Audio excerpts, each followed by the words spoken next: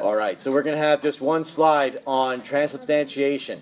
So in order for me to do this, I will have to explain what substance and accidents are. That is philosophical, I understand that. It doesn't stem from my love of philosophy, it stems from this is how the church explains it, all right? So they use this metaphysics to explain it. But what we're going to do first is I want to just play a short clip of the Passover Seder from Mel Gibson's The Passion of Christ. Has anybody seen that movie? Yes, that is. I cried. All right. So this is only the scene at the Last Supper. It's in Aramaic, but obviously there's subtitles. So for those of you that don't know exactly what we're talking about when we say this is his body or this is his blood, hopefully this will demonstrate that. I'll hit the lights. Thank you, kind sir. You're welcome.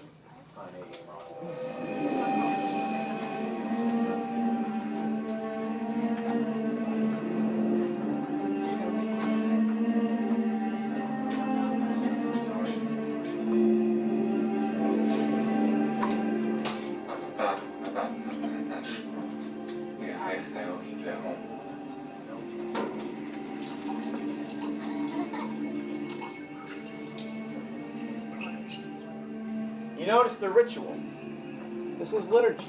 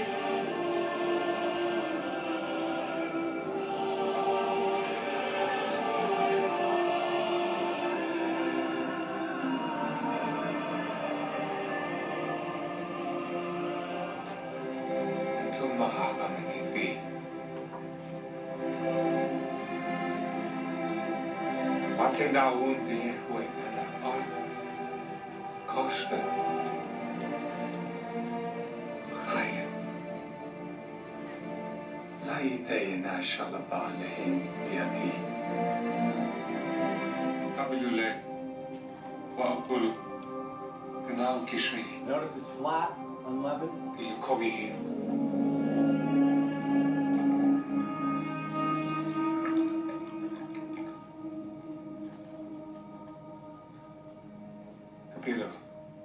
Stay.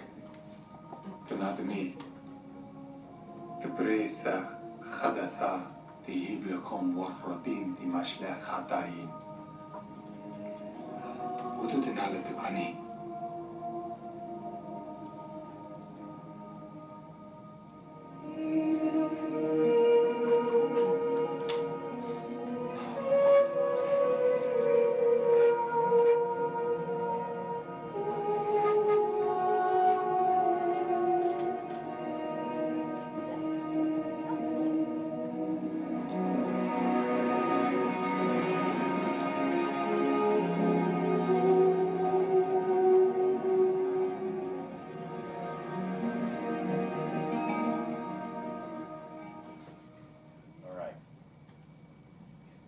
So all of this that I'm teaching you today can certainly be found in the Catechism. Don't hesitate to go and follow those paragraph numbers, right, if you want a little bit more background. So let's start out by defining what transubstantiation is, and then I'll talk about it. Now, you know that definitions are important to understand concepts and words, so the entire definition is necessary here. You can't leave part out, all right? So if we say it is the change of the whole substance of the bread and wine into the whole substance of the body and blood of Christ, that's the definition. The change of the whole substance of the bread and wine into the whole substance of the body and blood of Christ. Don't just say it's turned into the Eucharist, or it's turned into Jesus, or it's turned into the body of Christ. It's the whole substance of the body and blood of Christ. Going from a whole substance to a whole substance is important, hence the word transubstantiation, all right? Now, before I explain it in more detail, let's just talk about what is a mode of Christ's presence. In other words, there might be different ways that we understand Christ to manifest his own presence. So we are going to say here that, and this is right out of the Catechism, that his presence, it is real, it is true, and it is substantially contained. And that'll make sense once I can talk a little bit further. It is real, it is true, and it is substantially contained.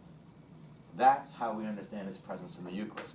We will refer to it as a sacramental presence, not a physical presence, okay? Now, we are saying that his presence is real. When we say that his presence is real, it is not to exclude other modes of real presence. Do you get that? And I'll explain what that means. To call this presence real, this sacramental presence, is not to exclude other types of real presence. Does anybody know the 4 ways that Christ is really present at liturgy? In body, blood, soul, and divinity. Okay, well that's one though. Okay, that's the Eucharist. So he's really present in the Eucharist. But that probably was a good deduction. How else is Christ present in the liturgy? In the person saying the Mass. Okay, in the priest, in persona Christi, right? He becomes the person of Christ. How else is Christ present? The tabernacle. Well, that would be that'd be the same as the first. Is that what you were going to say, Liz? I was gonna say the Holy Spirit. No. Go ahead. Well, but just during the liturgy, though. All the people present. The people present. So he is really and truly present in us. And he's also present in the word spoken. Okay, so he's present, truly, really present in the Eucharist. He's really present in the priest in persona Christi. He's present in us. He's also present in the word spoken. The reason why this is necessary for you to know, if somebody might come to you and say, how is it that Christ can be present in this Eucharist? I thought he's present in the priest. Or I thought he was present in all of us. And we would say, yes, he is. Well, then what's the difference? The fact that we are saying he's substantially present doesn't mean we exclude the other types of presences, okay? That's why it's necessary to know. It does solve some riddles we may have. Here's the doctrine. Remember what I started out yesterday at the top of the slide. It is the whole Christ present, the body, blood, soul, and divinity, all right? It is the body, blood, soul, and divinity. If for some reason, when I explain transubstantiation, and by the way, I'll reiterate it a few times, transubstantiation is not proof. See, this is why it's true. It is an explanation. The actual doctrine is that his body, blood, soul, and divinity is present in the Eucharist. So I think I spoke to you once about my friend who was Jewish. He was contemplating becoming Christian, and he wasn't certain whether he wanted to become Orthodox or Roman Catholic. He didn't become either, by the way. But when I was talking to him, he said he was leaning Roman Catholic because for his own personality, he liked how Roman Catholics try to explain stuff. An Orthodox is not going to use transubstantiation. They're quite content with the mystery. He's present. That's him, all right? Now, we have no issue with that, but we do have a different heritage, so we like to try to explain something. But all you need to believe as a Catholic is that he is present, body, blood, soul, and divinity. Okay, the parish I grew up in, right, had beautiful artwork, a lot of artists in there. I was fortunate to make a couple of the things myself. But we have this statue, it's a fountain actually, of this, the Assumption of Mary. It must be 20 feet high, shooting water. My friend Frankie Procetta, growing up, he had a learning disability where he really couldn't communicate too much, and I don't think he could even make it through school. But he would go and stand outside and stare at this statue for hours. It was almost like funny. It's almost like he thought he was talking to her and I'm not even being, facetious, I think he was. But you would find him sometimes also in the church. And if the tabernacle was at the other side of the room, he'd just be standing there looking at it for like an hour. And being Italian, he was always very affectionate, so I'd go over and right away he'd put his arms around you, and he would tap me on the shoulder, and he would point at the tabernacle, and he would say, "That's him, that's him." Now, that's all you need to believe. In the end, that is all you need to believe. That's him. So the fact that Frankie never in a million years would have understood the concept of transubstantiation doesn't diminish anything, right? This is not proof. The doctrine is that we believe in the body, blood, soul, and divinity. That's him. That's why if a child can receive communion, all they need to know is that's Jesus, okay? Even if we try to say it's this, okay? But I'm going to go out of my way to explain it to you so that you at least have heard it. Because has anybody laid it out for you so far up to now in your careers here in theology? Okay, well then I guess that warrants me doing it. I'm sorry. What is known to exclude what? Other modes of presence, of real presence. It doesn't exclude them. What's the first one? Substantially contained. Okay, but just remember, don't get caught up with what comes after. The important thing to know is that we are saying Christ is substantially present. We don't say that about his presence in us, or the priest, or in the Word of God.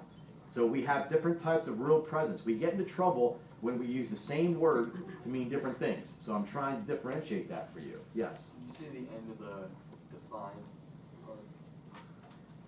We're still there, Ryan? Into the whole substance of the body and blood of Christ. Yes? Wouldn't he be substantially present in the Word because he is the Word? No. Because our understanding of substance would not fit that. Okay, but let me get to that. That'll be next. Okay.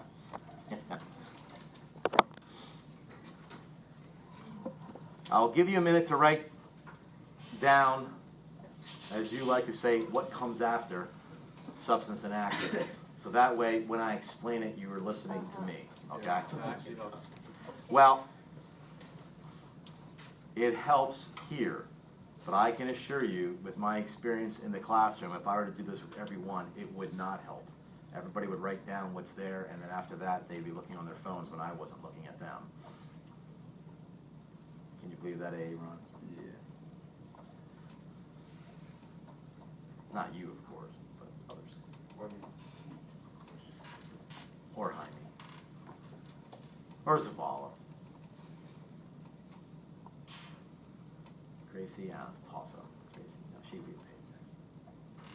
She always is. She always pays attention? No, she's always a few minutes. Oh. All right.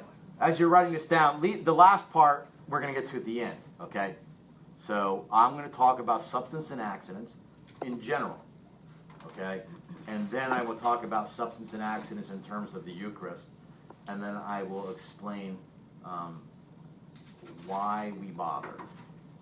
By the way, I don't know if I will get the opportunity to show you the Church Fathers and their understanding of this, but if you remember, I did this with baptism, and the one Church Father even said with the Eucharist that it was transmutated. So this isn't like a foreign term. Yes, this Aristotelian metaphysics wasn't brought into the scholastic era, until the 12th century or so. But even before that, they knew there was something different. We could read Church Fathers saying, it looks like bread, it's not bread. Don't let your senses deceive you, okay? All we're doing is using this as an explanation. Because let's just lay out the bottom line here. You're going to college and you have friends who are rational and they're trying to be respectful towards you because they know you're a Catholic, but they come to you one time and say, really now? You're eating this bread. Doesn't it taste like bread? Yes. Doesn't it look like bread? Yes. Doesn't it feel like bread? Yes. Doesn't it smell like bread? Yes. And then you tell me it's not bread. Come on. Come on. I mean, what do you say to that? And you can do the same thing for wine, right? Well, this is an explanation for that. So let me do this with an apple so that you get it, right? If we're going to say substance is like the thing in itself, but it's not sensible, we can't see it, right? Accidents, and don't think like car accident. That's not what we're talking here. These are accidents. These are things that are not necessary. All right? So these are the things that we sense. You know, all the colors, all the adjectives that you could think of, right? All right, so let's take an apple. Now, I know there are different shapes and colors of apples. I get that, all right? But let's say that we take just this red fruit, right? It's shaped like an apple. It's got the stem and the little leaf, and we're going to put it outside along the sidewalk in the grass, all right? And it's a real, you know, this is summer. So as you walk by this each and every day, you're going to look down, and if I were there and I'd say, what is that? You would say, it's an apple, okay? It's an apple because you know what an apple looks like. You know what, and if you wanted to go further, right, you can pick it up, feel its weight. You can feel the, you know, the texture. You can bite into it. This tastes like an apple. Everything about it is an apple. It's an apple, okay? You know that by the accidents. Now, if you come through, say, 3 or 4 days later, and it has been stinking hot, this apple is starting to deteriorate. What do we call it then? It's a, what kind of apple? Rotten. A rotten apple. Do you notice we don't have a new name for it? We don't call it something else. We just put an adjective in front. But we know it's an apple. Why? Because of what we see. Now, have the accidents changed? Yes. No longer has the crisp texture. No longer has the same feel. It might even lost its shape a little bit. Still might has a little different odor, but we're still calling it an apple. Now, 4 or 5 days later, Jaime walks by and he steps on it.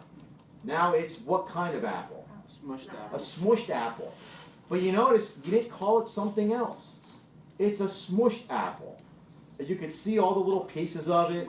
You can see some of the color.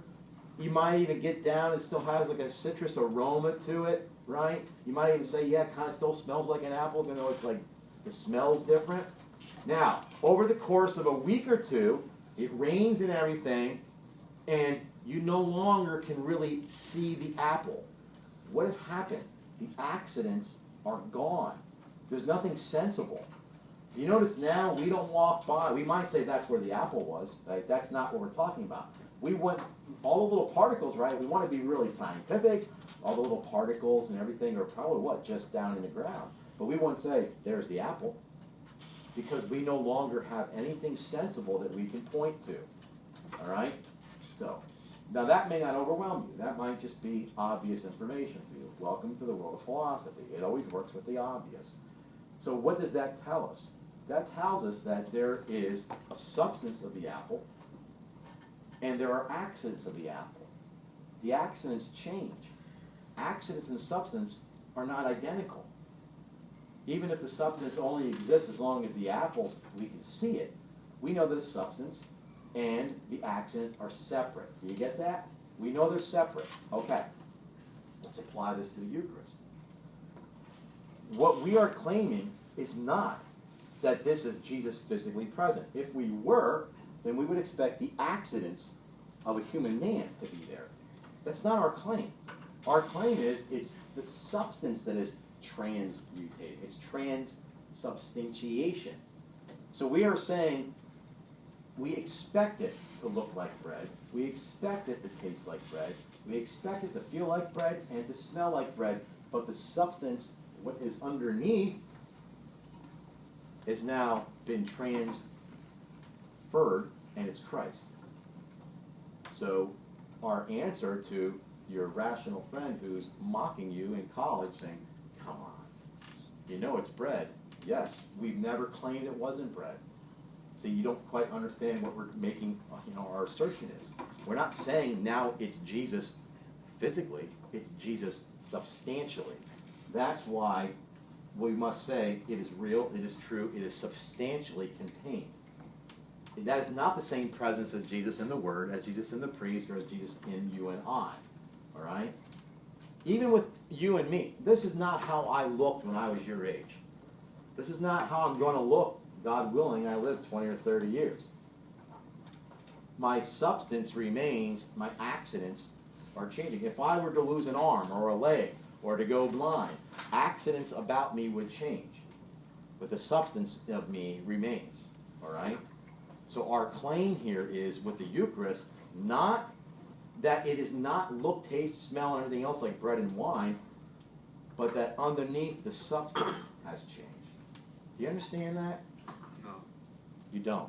that sounds really confusing. Okay. Did you get the apple analogy? Yeah. Okay. So so if you get the apple analogy, what you have to infer from that is that substance and accidents are not identical. Okay, they're separate. So let's just pretend, like for the apple, that which we don't have the ability to do, that we can take another substance and put it underneath or within the accidents of the apple. So it looks like an apple, but really it's something else. Maybe like a cartoon would be a good idea, or a transformer. Like so you would see like this person turn themselves into a cat, right? Like, okay, we just came out of Halloween, let's do that. So like a witch can turn themselves into a cat.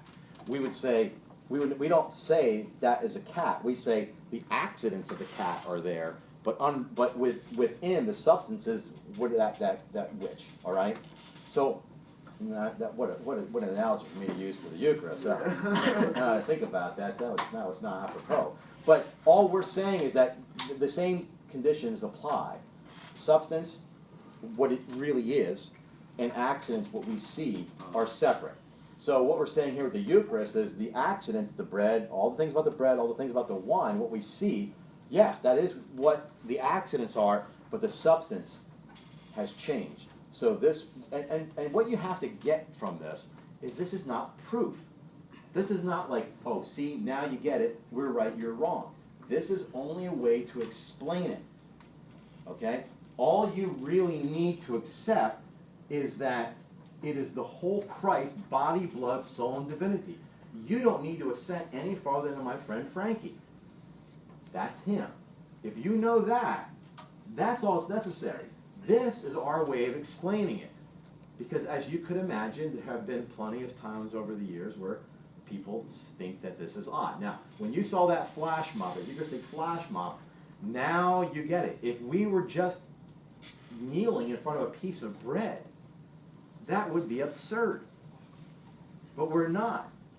And if somebody says, well, I don't know what you're talking about, it looks like bread. Yes, we understand that. We're not claiming it doesn't look like bread. We're saying substantially, though, it's the body, blood, soul, divinity of Christ. Well, that's impossible. No, it's not. And this is how you explain it. Do you get it? Okay. So the last part here is what I want you to know, is the presence of the Lord will remain as long as the accidents remain. And you'll get this. This is an easy part. The presence of the Lord will remain as long as the accidents remain. We called it an apple until we couldn't see anything of the apple. Then we stopped. We didn't get out a microscope, pull little dirt samples and see if we couldn't find, cells or some trace of the apple. We weren't looking for that. It's what we can sense. So, now why do I say this? We fast before we receive the Eucharist. 1 hour. And that's a hardship for some people, right? I didn't eat breakfast, I'm going to starve to death. Is it really just 1 hour? It's 1 hour. Okay? Like for some reason, if you don't eat within that 1 hour, it used to be from midnight the night before. That's what I do. Well, very good. Okay? But it says 1 hour. Now, that's only to put us in the right frame of mind. But then we're also to not really eat or drink anything, unless it's some medical necessity, for around 20 minutes afterwards. Okay, now, if you just, see, here's what happens. Young people ask questions. Well, how long after I take the Eucharist do I have to wait to eat? 20 minutes or 30 minutes? You swear to God they just came up with this. Isn't that basically the rest of Mass, though? Yeah.